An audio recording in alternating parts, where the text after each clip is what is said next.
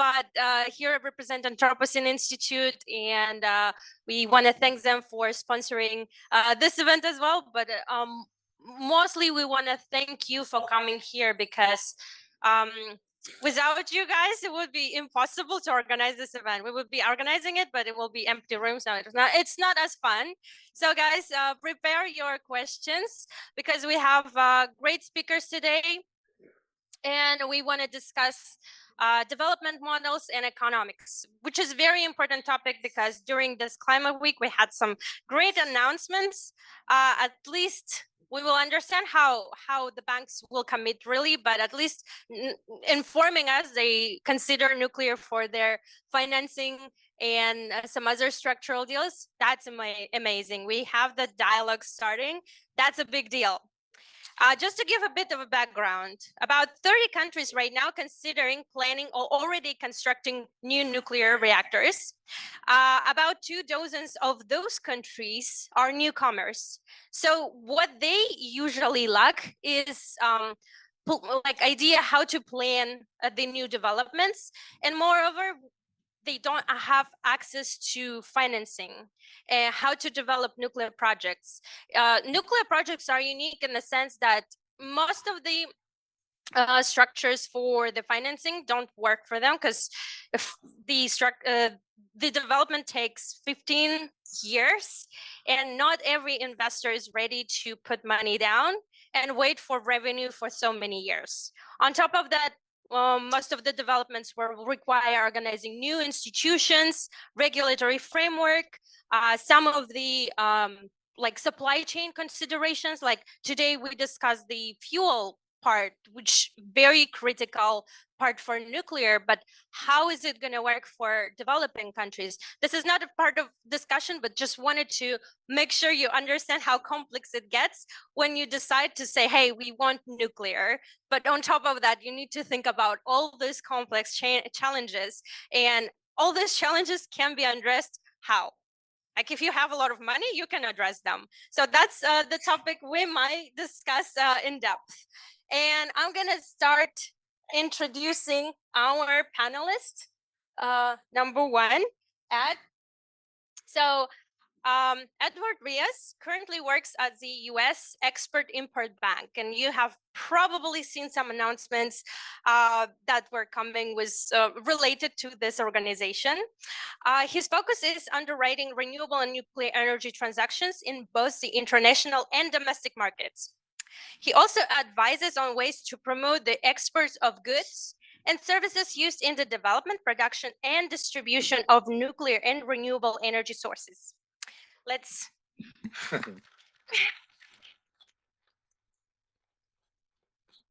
Our next speaker is Nick Touran, runs the nuclear education and history site, whatisnuclear.com.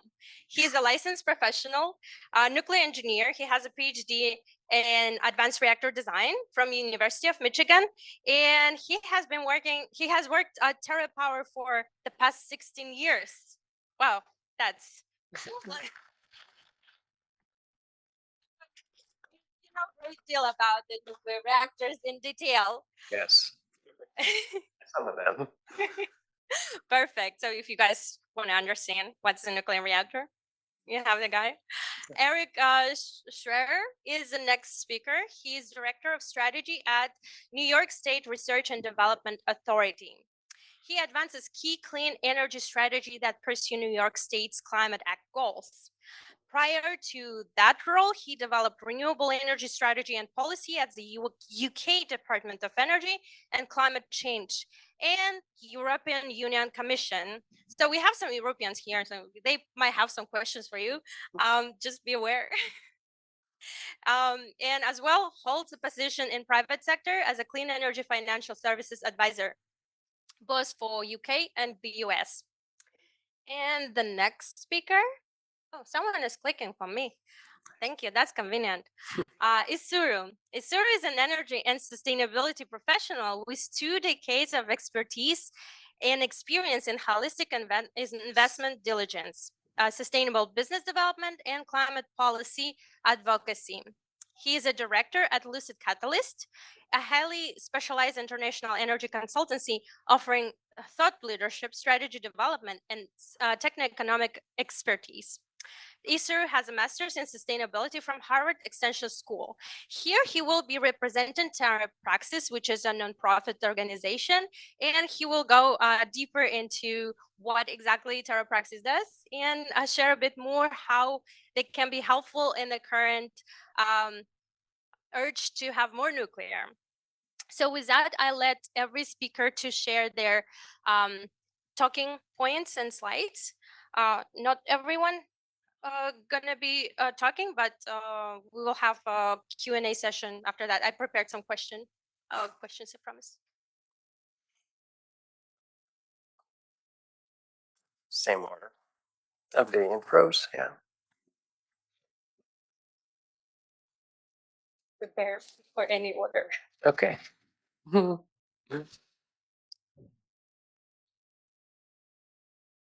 ready to start? We're ready. We're just waiting to see who's going. Okay. Well, I'll go first.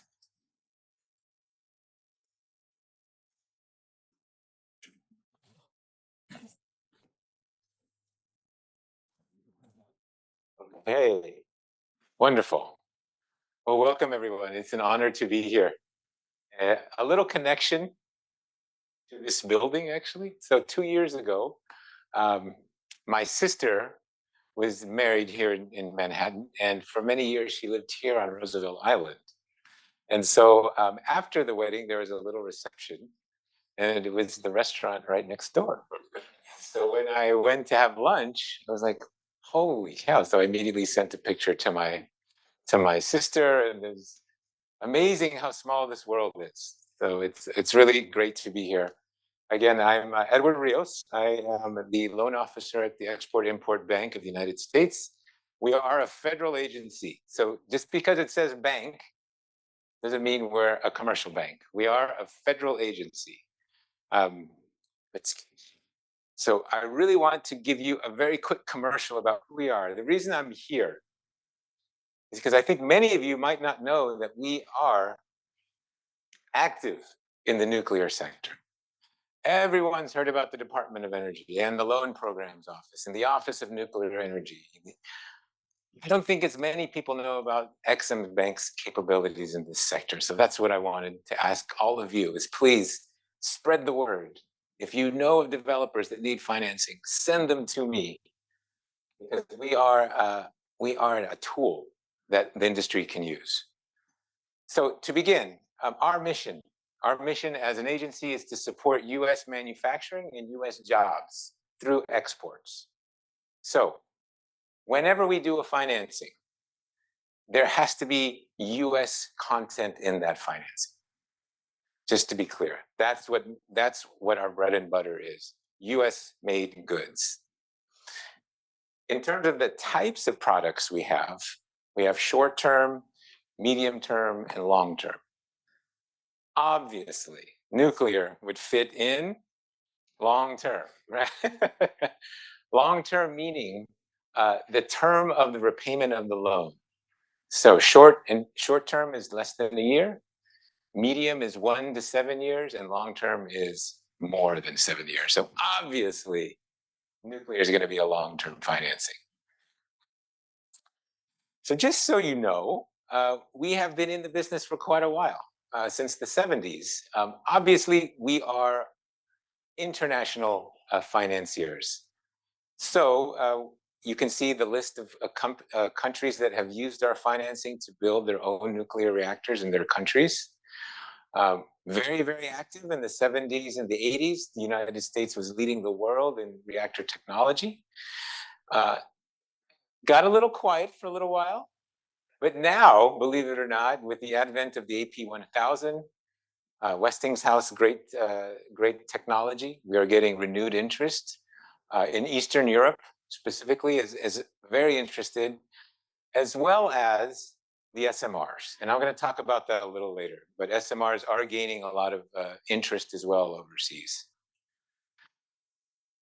Okay, so I'm going to change gears. Make more in America. So everyone knows us as an export finance bank. However, we do have one domestic program, and that is called the Make More in America program. And that program is to finance domestic projects here in the United States that have an export connection. So let me give you a classic example. SMRs. What is the beauty of SMRs? You can make them in a manufacturing facility and then send them out to whoever needs them.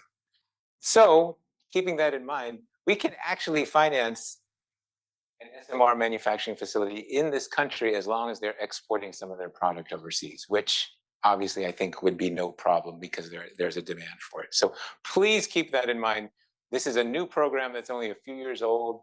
There is eligibility, direct eligibility. What I just described is export, but there is indirect as well. I'll talk about that more hopefully later. This is my information. Please write it down. If you know of any projects that need financing, that's what they pay me the big bucks for. Thank you very much.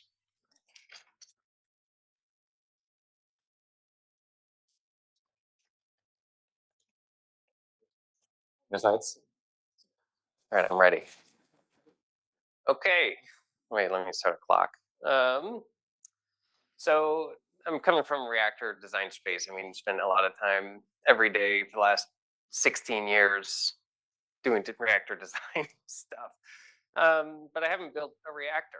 And so I kind of want to, there's so much exciting stuff going on and so much optimism, and I love to see it. It's just an incredible sort of month, week, day. So I kind of want to like come at it from more of like a warning side, just to mix things up a little, if that's okay. And basically, I mean, I'm here like volunteer day through whatisnuclear.com, my sort of personal outreach wing. And a thing I've been doing recently is really digging into reactor history. I find from a reactor design point of view, it's fascinating what was done in the 50s and 60s and 70s. And looking back at what was done, I mean, there's kind of this concept that like, even the idea of Gen 4 bothers me because it's like everything in Gen 4 was built in the 50s and then went away. And there's a story behind each of these. And there's a bunch of reactors that aren't on the Gen 4 list that most people have never even heard of. Have you ever heard of a sodium deuterium reactor? That one's exciting. Best coolant, best moderator.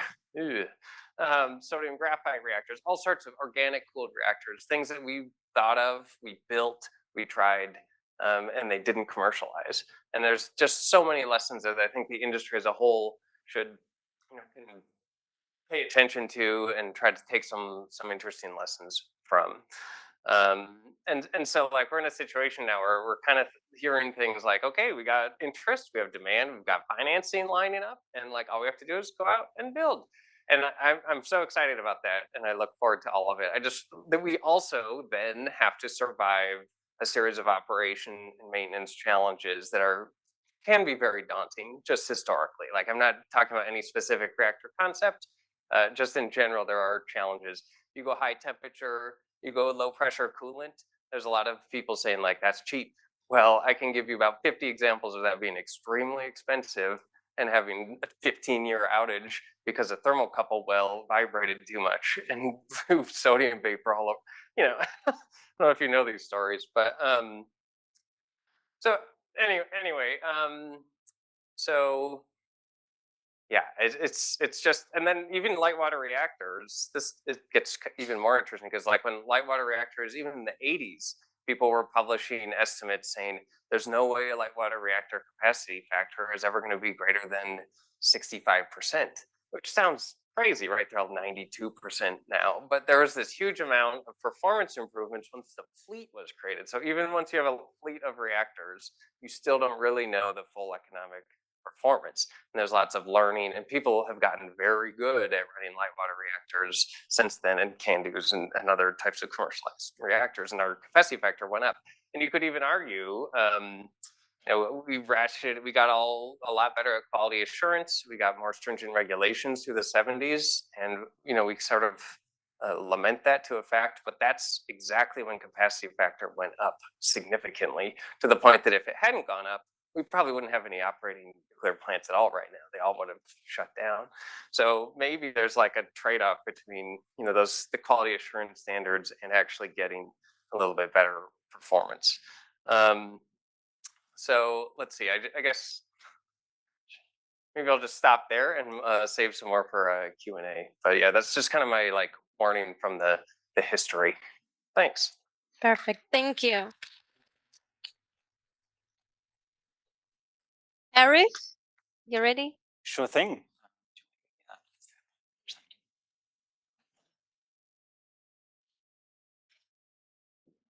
Anyone else do? Patience. They're popping.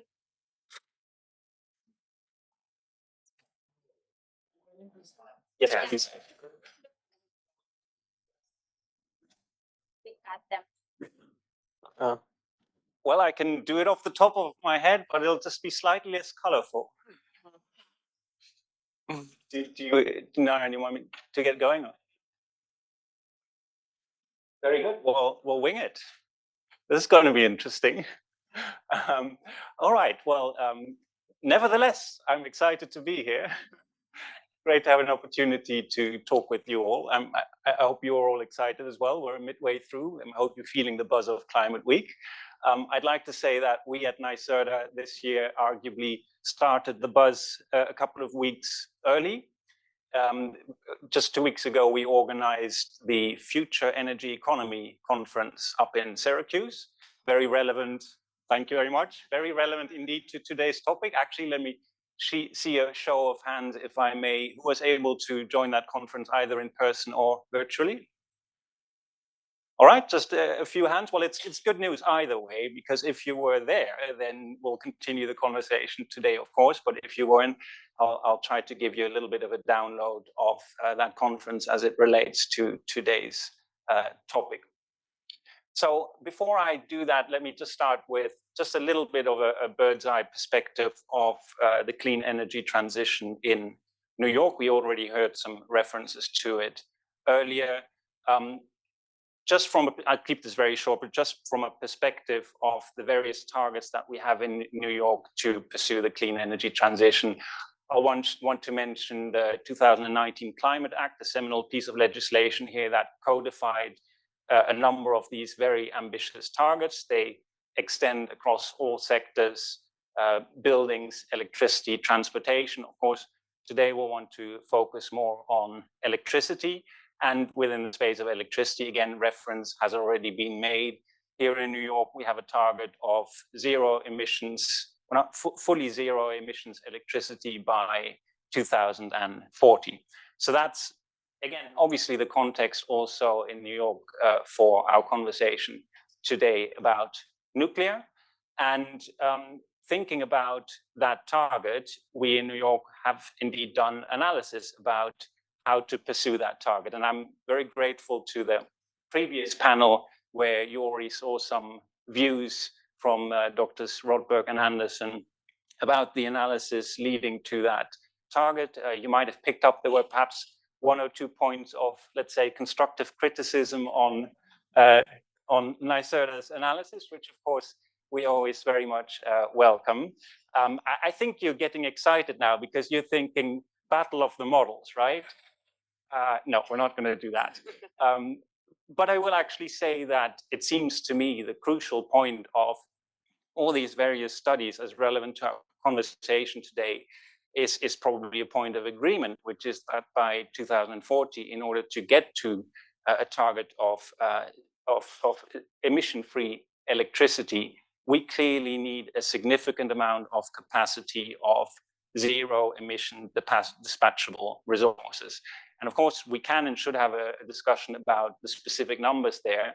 But the NYSERDA analysis that was referenced earlier, the integration analysis, that was the analysis that underpinned the scoping plan that was done by the Climate Action Council. Sorry for throwing all these terms at you. But anyway, the NYSERDA analysis showed a very interesting dynamic. Again, this is where I'm missing the colorful bit on the screen, but you'll just have to imagine it in your mind, where we were looking at basically the dynamic from around 2030, or where we are now, to 2040.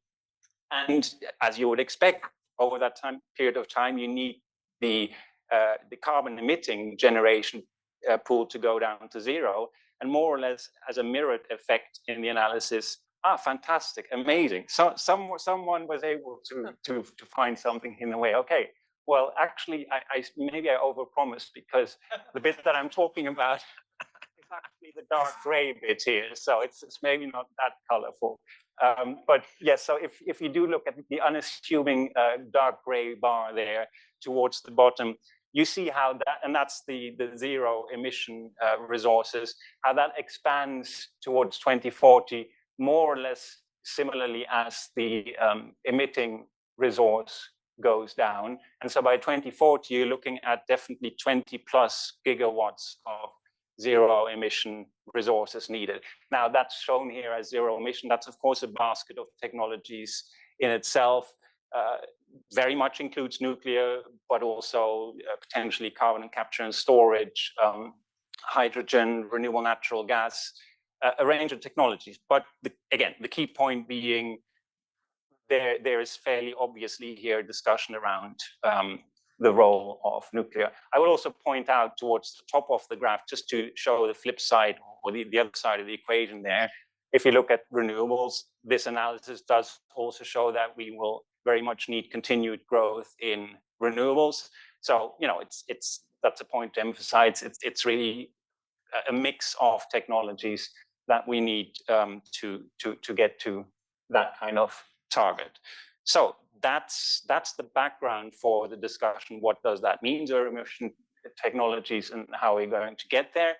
That's a discussion that I would say in earnest we've had for a solid year now, since the Public Service Commission launched the so-called 0 by 40 proceeding. But also, this takes me back to the conference in Syracuse that I mentioned, where we started to have that conversation more specifically about nuclear. And so that takes me to my last couple of slides here. At the conference a couple of weeks ago, we launched what we're calling a draft nuclear blueprint. And really, I'm talking about the starting point for conversation, right? That's very much what this publication is doing. It provides a short overview of the various technologies, the performance characteristics of advanced nuclear, but then very importantly, it opens up, as I've said a number of times, it opens up that discussion and very much asks anyone with any interest in this to give us their feedback, to give us their input. And so if you look at the slide here, this lists what I hope is a pretty intuitive checklist of topics around what technologies are we talking about. Of course, we heard throughout the day about the various flavors of technologies. I'm really happy, Nick, that you're on, because any questions that are coming about the technologies, I can pass straight on to Nick. But of course, a wider universe of topics that we need to explore here: licensing, the whole regulatory side of things, and the various concerns, of course, that stakeholders legitimately are and will be raising around safety and security and siting challenges, and how those should best be managed if we go with nuclear. Environmental justice, very much a concern for us from the state perspective, not just for nuclear, but really across the entire clean energy transition. And then, of course, critically, anything to do with costs. Again, we've heard a number of very interesting presentations about that today, but also barriers very much related to costs and the opportunity to bring costs down, or indeed the risks for costs to be high when we think about the supply chain and the workforce components that we need to be successful in this space. And finally, of course, not to forget about waste. And finally, we haven't talked about that technology very much, but of course, let's not forget about nuclear fusion. I won't make the standing joke that everyone does about nuclear fusion, but I will say I visited a nuclear fusion demonstration plant myself, and I'm pretty excited. So it's definitely on the list.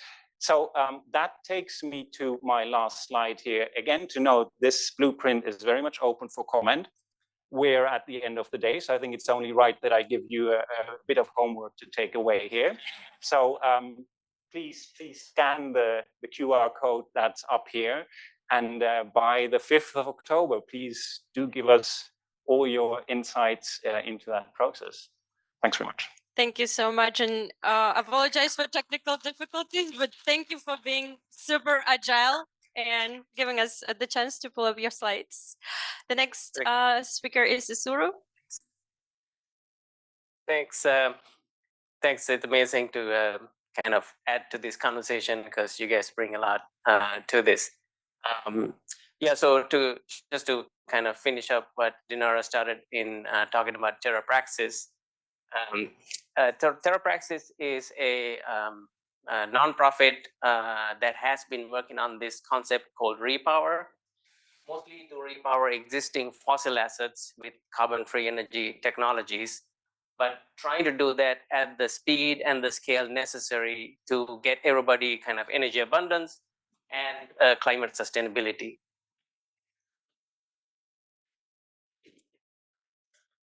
I think I'm going the right direction.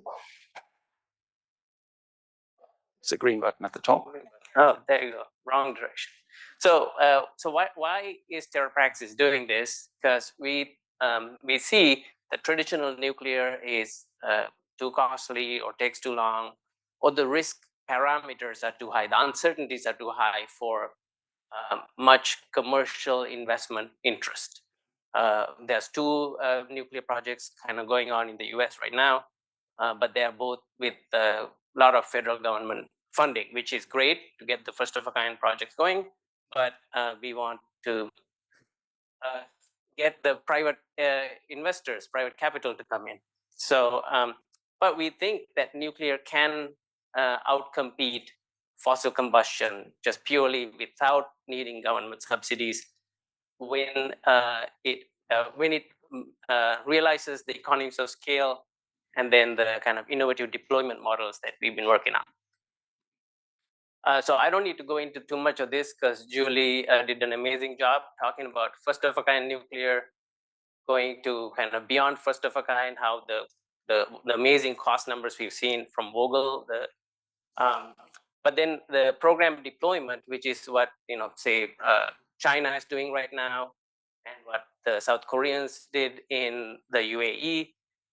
That once you commit to a program deployment, you can make the upfront investments that can truly kind of ensure that your costs come down over time as you deploy more. But even that still is may not be enough to make nuclear compete against fossil without subsidies. So that's the piece that Repower is trying to do, is to go from the program level to a productization, which we think can make nuclear kind of commercially attractive. So the kind of 5 enabling conditions that we see to make that happen is kind of mass manufacturing of heat boxes that can go into these standardized deployment architectures. These are kind of like Lego bricks or like a kit of parts that can be pulled upon as need be to fit the site specifications, as opposed to kind of go with a site up like massive infrastructure project that tend to go over time and over budget. So product-based licensing is what the US is already starting to do now, where you kind of license once and build many. And that's a great innovation that is already happening. And then customer buying, which now we have companies like Microsoft or Google, Amazon, all these large tech companies who have so much money and who are very interested in kind of buying large amounts of nuclear. So that price signal is coming. That's kind of drive people want to do this faster, quicker. And then you have projects that are actually commercially viable, that brings in the capital. So I won't go into all of these, and actually Julie did a bunch of these already, so that's also good. But I think one of the things that is new, novel to what we are talking about here is the kind of a standardized open architecture platform that multiple vendors can feed into. So you know your system boundaries, that you're producing this component and you know where that component ends, and somebody else can produce the other component where that thing ends, we can do the next one. So that truly cuts down the scheduling problems that nuclear has had, going over time, which then kind of lead to cost increases. And also deepening the supply chain. So currently the nuclear supply chain is pretty expensive, it's very shallow, but if you get shrink the portion that's a nuclear island, it is subject to NRC regulations, and increase the portion that is commercial, just like buildings and structures that don't need to be nuclear grade, that kind of expands and broadens the supply chain. The other thing is we talked about the kind of mass manufacturing of components. We talked about licensing. We're also working with companies like Microsoft on using AI to expedite portions of the process, licensing other pieces, and then start with kind of design for manufacturing and assembly so that you can actually build these in factories. And that will, we think, give you the commercial economics. So who's doing this? TerraPax has put together this global repower consortium, which is technology vendors, which is energy buyers, which is working with governments, working with regulators, and trying to get all these different groups to co-create these solutions, as opposed to, TerraPax is not a reactor technology developer, but we want to create these architectures such that multiple vendors can fit their reactor into a structure that's kind of mass manufacturable. So yeah, I'll stop there, and happy to answer questions. Thank you for introductions and your speaking notes. And again, sorry for technical difficulties. I'll start with the order, starting from Nick. Nick, you understand nuclear design as no one else, I guess, in this room. To be That's probably not true. but maybe okay, we have some more experts in nuclear, but your understanding, you pointed out the historic overview of the industry, and how is that helpful for us to learn from success and failure to make sure that we actually go faster rather than go slower, which is now have been the case recently. Yeah, I mean, just because something happened in the past, we should be able to look at that and say, like, okay, well, let's do it this way better now. And that's really true. There are many examples, and the archives are just absolutely rich. I cannot tell you how rich the archives of, like, whatever reactor you're working on. I can find 10,000 pages from 1955. I've done this on X or Twitter. If you guys have seen this, like, people are like, I have a patent on this. No one's ever thought of this before. I'm like, here's a patent from 1957 that's exactly that. And it gets rough. But in terms of but there are lots of lessons. I mean, there's so many lessons that have been learned, and there were 100,000 people working in this industry back then, and so many things were tried, and so much of that experience is relevant and can help us today. So if you're working on a concept, I guess, like, the general rule is you should have someone, or a group, spending a lot of time in the archives looking at the technology development that happened and find out where they found roadblocks, and then pick up from where that was. One beautiful example is the graphite moderated fluoride molten salt reactor. Oak Ridge had the MSRE, it got unfunded, they shut it down. So the people were like, okay, we like this reactor, we're packaging it up. So they wrote up ORNL 5018, which is program plan for development of a thorium molten salt breeder reactor. And that plan, I mean, they laid out a whole plan. I mean, where exactly they left off, what needs to be done next, what code cases for the vessels are next, a schedule, a budget, and it's just this massive report. And I've talked to actual thorium molten salt companies, and it was like, well, did you read? Most of them have said, like, yeah, of course you're right. But some of them are like, no, I didn't even know that was there.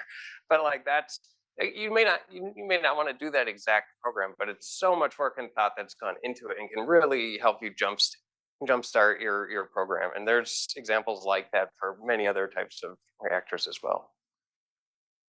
That's a very important point about that our archives are full of information, but is there like a dedicated team that can organize it in a way that we can access it and use it for the better, or each company has to dig in? Yeah, I mean, I recommend to companies to like have people do it, and I'm happy to help you. If you want to help find something, you can ping me. I'll go looking for it. I mean, there's archives out there like HathiTrust.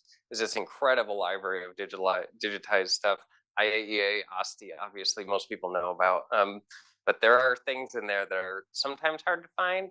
But like HathiTrust has really blown my mind. I mean, the stuff on nuclear in HathiTrust is truly astounding and very awesome. And some of it doesn't really show up on like a normal Google search. You have to like go to HathiTrust and then do a full text search, and like, wow, it's very exciting. So guys, if you want to start a nuclear company or nuclear startup, you actually can go into archive and get some ideas. I'm pretty sure you will will come up with some cool startup ideas for what we need right now and have been tested before. Yes. So the next question to add, as we elaborate on the expertise building. So as I mentioned, about 24 of countries are newcomers countries. And so how they can access some of the instruments like EXIM provides, how, like what is the criteria for the country to qualify for even be considered for the funding or support? No, absolutely. So when we're talking about foreign countries, then we're talking about our traditional financing product, which means that an international buyer wants to buy a US-made technology. So that's what we've been doing for a very long time. So that's the first requirement. It has to be US-made technology. Doesn't mean it's a US company, but it has to be made in the United States. So obviously, the AP1000 is very popular. So that would be a good example. So that's one. Secondly, we have a policy. It's a very obvious policy, but it's called a reasonable assurance of repayment. So we expect to be repaid. This is a loan. This is not a grant. This is a loan. What does that mean? That means we are going to do an intensive due diligence. When it comes to nuclear technology, I can tell you that what we would expect most likely is some kind of sovereign guarantee, meaning the government of that country must be willing to guarantee the loan. And I won't go into the details of why that is, but there is actually conventions and regulations that certain countries are a part of that limits the liability of the lender. So if something goes wrong, without these conventions, the lender could be put at fault. So that's a convention that we require that country to be part of, so that we are held not liable for any major accidents. So those are some of the big things. Now, if we just get to the grassroots, it's very easy. Anyone can come talk to us. Anybody can come talk to us. We are ready and willing to. We have a global business development group. Is all they do is they talk to potential applicants. So if there are any of you that are going back to your home countries that are interested, it's as simple as reaching out to me. I will connect you with our global business development group, and the discussions can start. So I'll leave it at that. I'll make sure Kazakhstan reaches out to you. By the way, I'm from Kazakhstan, so I bring it up sometimes if I don't forget. So, Erich, question for you. You just introduced this blueprint work that, like we were looking for slides and they popped up. So that particular work introduces some of the development structures that can be used. And is there any particular idea how New York would address this development structures for nuclear, whether it's going to be similar to what we use for renewables, like zero carbon credits or renewable energy credits, or it's going to be something different? Yeah, that's a great question, and thank you for asking that question, because I realized now that when I spoke about the blueprint, I didn't actually cover that bit. So a very good reminder, because the question, how do we structure development of a nuclear project, is clearly a critical one, and what is the role of state and state policies in that. Having said that, you were suggesting the blueprint gives us some answers on that. That is not the case. The blueprint is basically a list of questions. So really that suggests that it's up to you guys to figure that out and tell us. Having said that, as you're suggesting, of course, we can think about the experience that we've already had with various policy mechanisms and ask ourselves to what extent they apply to nuclear. And indeed, certainly here in New York, we have over a decade of experience with programs supporting renewables rollout.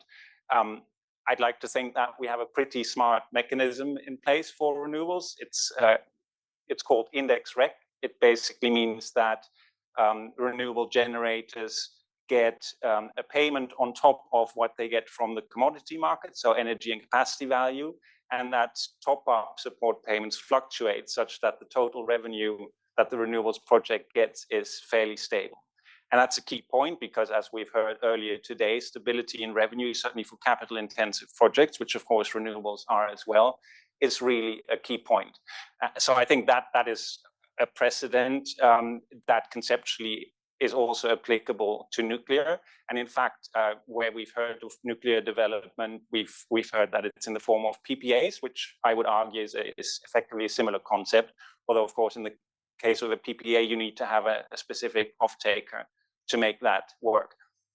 Having said all that, it seems the key point is that for nuclear development, especially if we think about advanced nuclear technologies, that is probably not enough, because these kinds of projects and these kinds of technologies are probably looking at a different risk profile than renewables. We have to remind ourselves, renewables are, of course, relatively speaking, a mature technology, have been deployed for decades. And the key point with a concept such as index rec is that it leaves all of the construction and development risk and exposure on the project developer. These kinds of mechanisms only pay if and when you deliver a megawatt hour of, in that case, renewable energy. If your plant fails, if it never reaches completion, ratepayers don't pay a penny. So that's great from a perspective of ratepayer risk exposure, and it's appropriate for technology such as renewables. But again, for nuclear, I think it's fair to say that we can already reach the conclusion that that's probably not enough. Again, especially if we think about advanced nuclear technologies where there isn't much of a track record of deployment.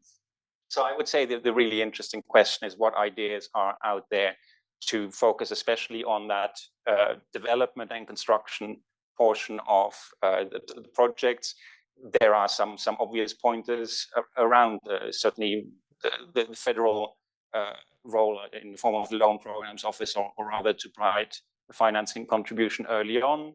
But perhaps there is also a state role that needs to focus more on that early stage. So again, these are the kinds of areas that we want to explore, and we want to certainly hear what creative thoughts are out there, and hopefully we'll get some through the blueprint process from you and others. Thank you so much. That's really helpful. And yes, again, reach out to Erich to learn more about the blueprint process. We still have some open questions. You had on the second to last slide some open discussion questions about the waste, about environmental justice. Do you think those questions can we address them to make sure that public supports the inclusion of nuclear into New York portfolio, or can we start the dialogue and make sure that there is a discussion and feedback loop so we can learn from the public and include that into our considerations as well? Yeah, absolutely. And I wouldn't for a moment suggest that the opportunity for engagement that we've now created through this blueprint is in any way sufficient for that. It's really only, as I said before, a starting point of conversation. And so I think going forward, we already, from the state perspective, have a number of avenues for that ongoing engagement. the New York's state energy plan process just kicked off. I already referenced earlier, there is a Public Service Commission proceeding called 0 by 40. And then as a follow-up to the nuclear blueprint, I'm confident we'll have more specific conversations about nuclear as we explore what the opportunity is for going forward with nuclear here in New York. And specifically when you're mentioning some of these concerns that may be brought forward by stakeholders around waste or environmental justice, those are conversations that certainly need to happen at the statewide level through some of the proceedings that I just mentioned. But clearly, as we then at some point drill deeper and get to the point where we might identify specific areas or sites, then that has to be very much also a local conversation. And I think, again, we can look at development in other technologies, for examples of how that conversation should be held. For instance, on offshore wind, we've had many such opportunities for engagement. And I feel pretty confident that that's an engagement that can be fruitful and positive and can result in public support. We've certainly throughout the day already heard a number of times about how in communities that have experienced firsthand in their own area, nuclear technologies, how support is high, but also more generally, I believe that there is a very positive message that can and should be shared. Whether it's around the safety track record of nuclear, and of course, even the more advanced safety features of advanced nuclear, or also when we're thinking about environmental justice. I mean, in New York, in the Climate Act, we have a target of ensuring that at least 35% of the investment benefits of clean energy technologies accrue to disadvantaged communities. That's already a really strong starting point that would, of course, also apply to nuclear. Thank you so much. Isuru, you just introduced the concept of open architecture for nuclear. Can you elaborate a little bit more how it's actually helpful, what is involved into this concept, and how it's really different from the conventional ways of delivering nuclear projects? I actually have a slide on that, if you can load it up. Maybe it'll come. But yeah, so this was, so open architecture is not open source. So this is not saying everybody share your intellectual property. Open architecture is a standardization process where, as I said, the kind of where one system ends, other system begins. So like Lego blocks is the kind of simple way of talking about it. So like, you know that this piece is here and the next piece goes right next to it, and they can, they know how to interact with each other.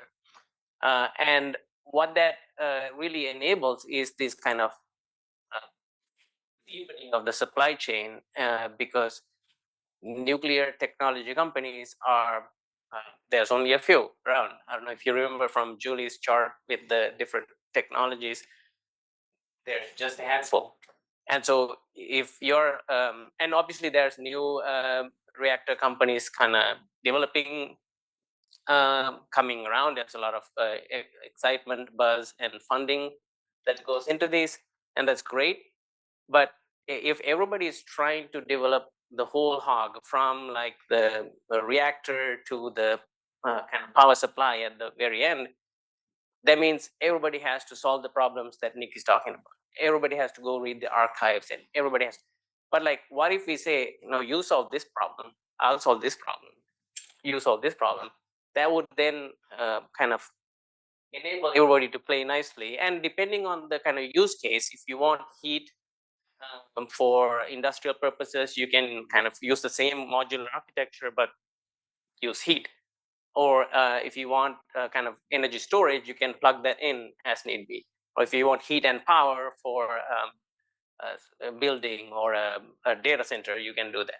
So I think that's the kind of innovation that we are working on, and we are getting interesting interest from some vendors, from the federal government in trying to kind of expand this notion. So it's exciting, and we invite if there's technology vendors or others who are interested in kind of being part of this conversation to come talk and kind of advance this notion. Great. That's great to summarize as well. So we have the person who can suggest you where to gain some ideas about nuclear designs in some of the archives. We get the person who can give us money, the person who can help us introduce the nuclear into different states portfolio, starting from New York's example. And then we have the perspective how to standardize it and basically make it some sort of great network of shared experience so we can streamline the nuclear industry in a way that we never thought before. So that's the challenge right now, how to make it fast, quick, financed, and attractive for investors. And yeah, feel free to reach out to speakers after the panel. And with that, we're going to end this panel. Thank you, everyone, for attention.